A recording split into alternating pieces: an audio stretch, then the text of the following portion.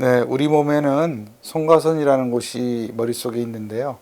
이 송가선은 머리의 피부를 통과해 들어오는 빛을 받아들일 수 있고, 방과 낫의 길이나 계절에 따른 일조 시간의 변화 등을 어떤 형태로든 감지해서 생식활동이나 생체 리듬에 관여하는 호르몬을 형성합니다.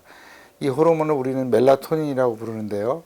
1993년 8월에 해외 학술지에 발표된 한 논문을 보면 멜라토닌은 이런 성장 호르몬의 기본 생산량을 높여주고 성장 호르몬 분비 자극 호르몬에 대한 성장 호르몬의 반응성을 높여주는 효과가 있는 것으로 알려져 있습니다.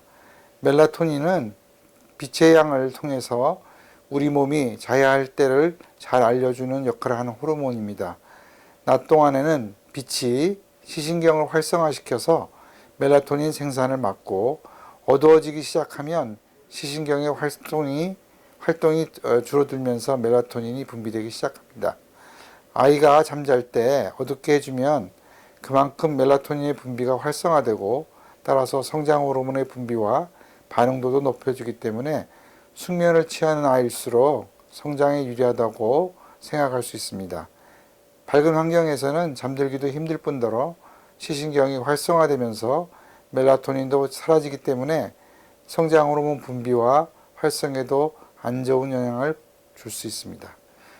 수면 중인 아이 곁에서 스마트폰을 할 때는 이런 그 소리가 수면을 방해할 수도 있지만 이 스마트폰에서 새어나오는 빛이 이 시신경을 활성화시켜서 숙면에 중요한 멜라토닌의 양을 감소시키고 아이의 수면을 방해할 수 있습니다. 정상적으로는 낮 동안에는 빛이 시신경을 활성화시켜서 멜라토닌 생산을 막고 어두워지기 시작하면 시신경의 활동이 줄어들면서 멜라토닌이 분비되기 시작하고 자정까지 계속 증가하게 됩니다. 2011년 3월에 한 해외 학술지에 실린 연구에서는 밤에 잠자러 가기 전에 인공적인 불빛에 노출되는 것이 멜라토닌 생성 시작을 저해하고 멜라토닌 분비 시간을 감소시킨다고 발표했습니다. 앞에서 말씀드린 바와 같이 멜라토닌의 활성은 성장 호르몬의 분비 및 활성에 순작용을 하기 때문에 멜라토닌의 활성이 스마트폰 빛에 의해서 저해되면 성장에도 유익하지 않습니다.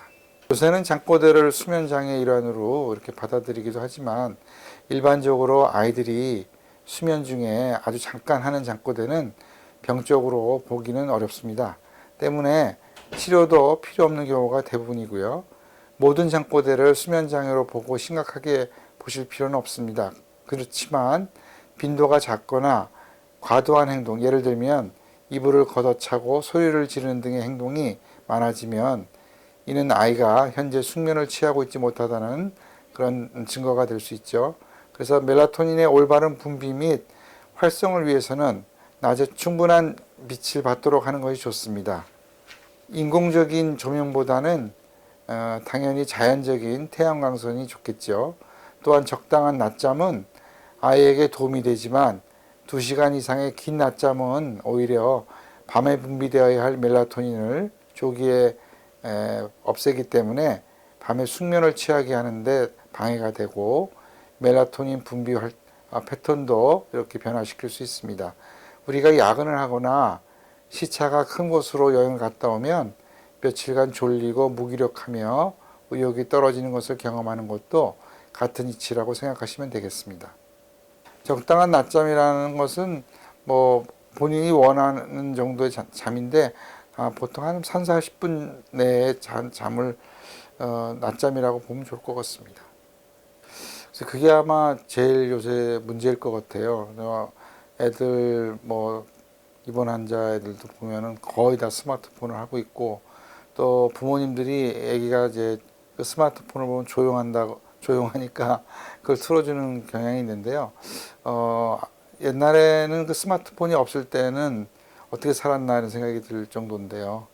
아기들을 위한 요새 옛날에 생각이 나실지 모르겠지만 이렇게 그 음악이 나오는 그런 그 기구들 이런 것들이라든지 아니면 이렇게 모빌 이렇게 달아놓고서 이렇게 움직이면서 이제 소리가 나는 이런 것들이 도리어 좋지 않을까 생각이 됩니다.